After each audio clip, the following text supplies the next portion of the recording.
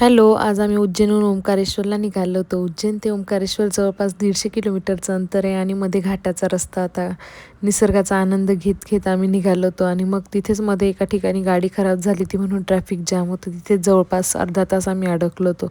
पण सगळा प्रवास करून शेवटी आम्ही ओंकारेश्वरला पोहोचलो. इथे बोटिंगने आपल्याला नर्मदा नदीतून थेट मंदिराकडे नेतात. बोटीमधून मंदिराकडे जाताना जो व्ह्यू आहे ना, तो शब्दात सांगूच नाही शकत, एवढा भारी होता.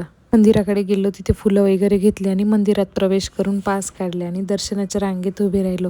इथे सगळं नीट, शांत आणि शिस्तबद्ध वाटलं. फुलं, अभिषेकचं पाणी यासाठी वेगळी व्यवस्था केलेली होती.